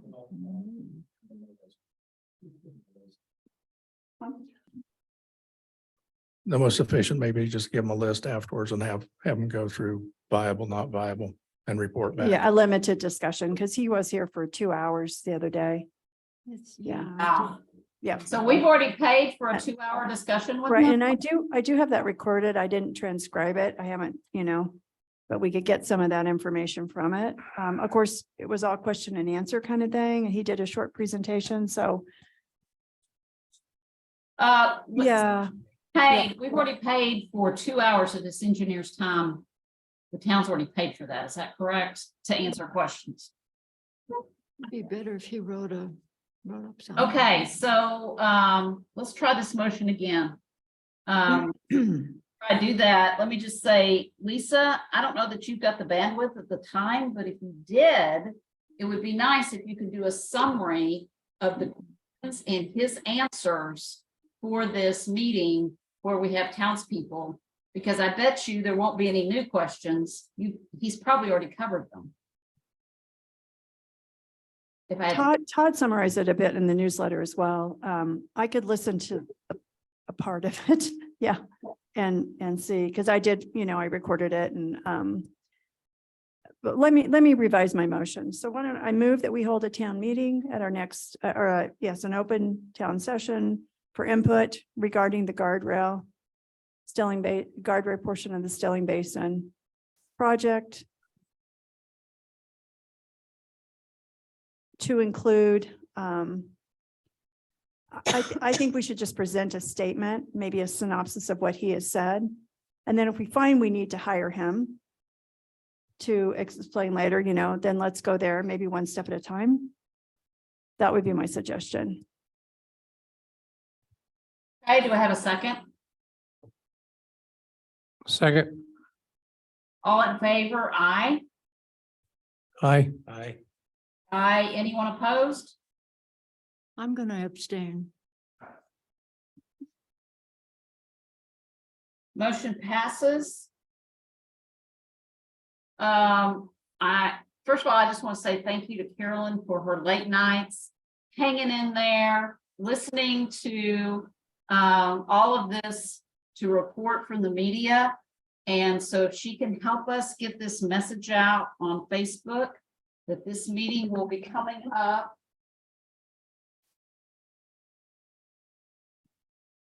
May 9th, 6:30 p.m. This will be a public meeting to discuss the guard bill. Anyone who wants to participate can participate in person or via Zoom link. Okay, I'll change my vote to yes. I shouldn't be like that. And I won't be at the meeting on the 9th. We're headed for Montana that period of time. And I Okay, doubt if I have access to Zoom while I'm, And I'll be on Zoom too. okay. So- Well, if anyone else is unable to attend, please let me know because we won't have a quorum. You know, if we don't have at least 3 of us here. Everybody. Mike, enjoy your trip.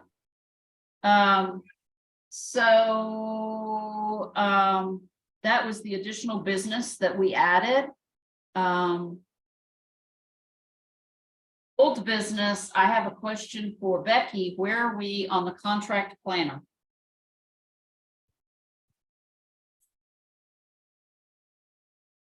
I got a little delayed with some personal stuff, so I need to reach back out to the contract planners. Currently, we do anticipate that it's likely that we'll start having some applications come in, so so far they're looking like they're pretty simple applications, the ones that have been proposed.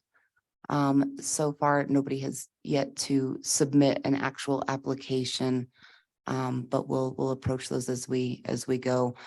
Really, it just requires that staff at this point put together those contracts and get them going with the contract planners. Becky, if you could update me on where we are, you know, maybe within the next week or so on the contract planners so that I understand where we're headed. Will do. Thank you. Lamar, we have a couple other things for old business, the new zoning map and getting the land use code chapter into the Muni code website. Becky, comments on both of those? Yeah, so the land use map update, was able to get in touch with somebody that was recommended by Austin Flanagan. And that should be a pretty simple, easy amendment to that map. So I'll let you know as that progresses. And then the update to the Muni code, the land use code is posted on the website. We'll be incorporating that in a second revision of a next revision of the municipal code. We did have a couple of other items that I wanted to include in that other revision, but need to get those in front of the board. So I'll let you know when that is included. A target date for that? Hmm? Target date, deadline, you're thinking? We'll work on that to get it, those items before the board at our May meeting. May meeting, okay.